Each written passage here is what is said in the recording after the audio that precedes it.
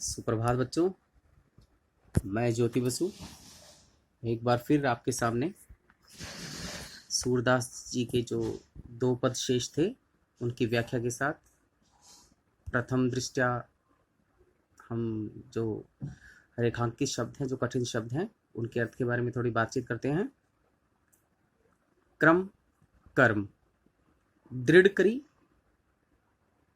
मजबूती से, उर हृदय, निसी रात, जक रटना निरंतर उच्चारण, करी अनुभव किया, तिन्हई उनको। तो इस पद का अर्थ रहेगा इस प्रकार।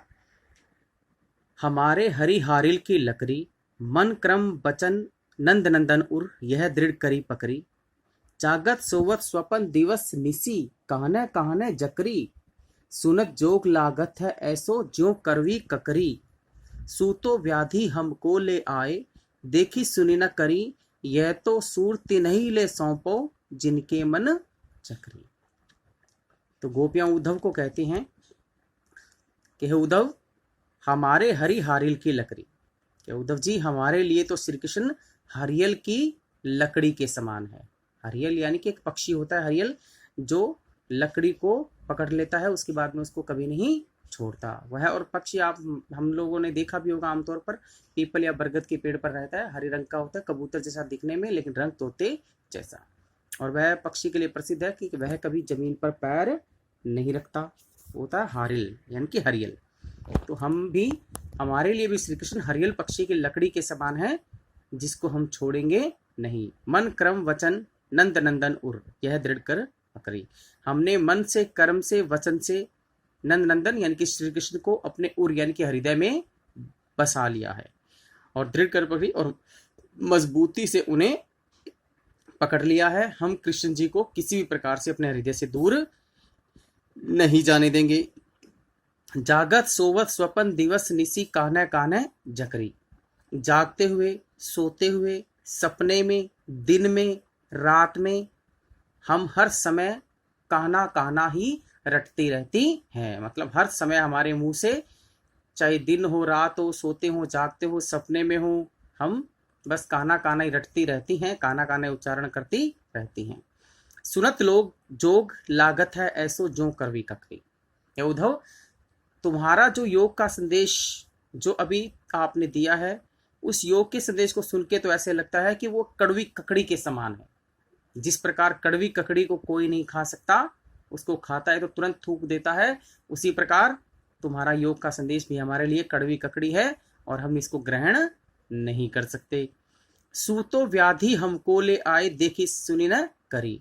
व्याधि यानी कि बीमारी। हे उद्धव, तुम तो एक ऐसी बीमारी हमारे लिए लेकर आए हो, जिसके बारे में न तो हमने कभी देखा न सुना। अर्थात हमने न तो योग के बारे में कभी देखा है, न कभी सुना है, न कभी इसको जाना है। हम इसे ग्रहण नहीं कर सकती।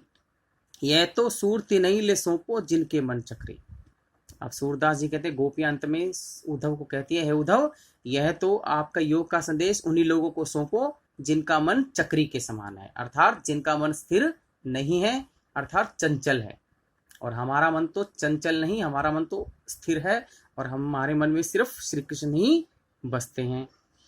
और बच्चों, इसको, ये जो पद है इसको बहुत अच्छे से करना, क्योंकि कई प्रश्नों का उत्तर इसमें है, और वार्षिक जो परीक्षाएं होती हैं उसमें भी ये बहुत ही इम्पोर्टेंट है। चलिए आगे बढ़ते हैं। हम हरी है राजनीति पड़ी आए, समझी बात कह तब मधुकर के समाचार सब पाए। एक अति चतुर हुते पहले ही, अब गुरु ग्रंथ पठाए। बड़ी बुद्धि जानी जो उनकी, जोग संदेश पढ़ाए। ऊधो भले लोग आगे के, परहित डोलत धाए। अब अपने मन फेर पाई है, चलत जो हुते चुराए। ते क्यों अनिति करे अपुन जे, और अनिति छुड़ाए। राज धर्म तो यह सुर, जो प्रजा न जाही सताए। तो कठिन शब्द, राजनीति, राजा का धर्म या कर्तव्य। मधुकर, भंवरा। पठाए, भेजे। हुते, थे, आगे के, पहले के या पुराने। परहित, परोपकार।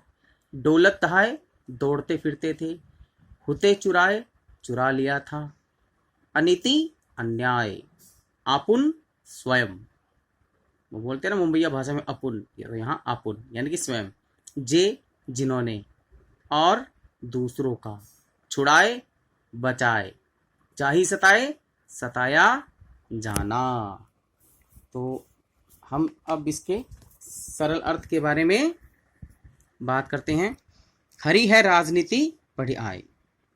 गोपियां कहती हैं, हे उद्धव, हमें लगता है कि श्री कृष्ण अब राजनीति पढ़ आए हैं। समझी बात कहत मधुकर के समाचार सब पाए। हरी है राजनीति पढ़ाए, समझी बात कहत मधुकर के समाचार पढ़ाए, कि हे उद्धव, हमें लगता है कि श्री कृष्ण अब राजनीति पढ़ आए हैं और उनके व्यवहार में राजनीतिज्ञों जैसा छल कपट झलक रहा है। तुम्हारी बातें सुनकर हम सच्चाई जान गई हैं। श्री कृष्ण का सारा समाचार, उनकी वास्तविकता हमें पता चल गई है।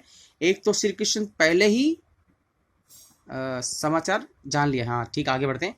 एक अति चतुर होते पहले ही अब गुरु ग्रंथ पढ़ाए। एक तो श्री कृष्ण पहले ही बहुत चतुर थे और अब तो गुरु से उन्होंने राजनीति शास्त्र भी पढ़ लिया है। बड़ी बुद्धि जानी जो उनकी जोग संदेश पठाए, कि वह कितने बुद्धिमान हो गए हैं, यह तो इसी से सिद्ध हो रहा है कि हम प्रेम की उपासिकाओं के लिए उन्होंने योग का संदेश भिजवा दिया है। आपकी एक कपट भरी योग की बातें हमें श्री कृष्ण से विमुख नहीं कर पाएंगी। उद्धव भले लोग आगे के परहित दौलत धाए। हे उद्धव,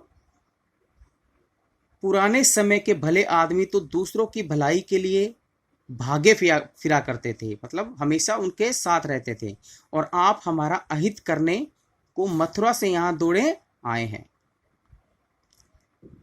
चलो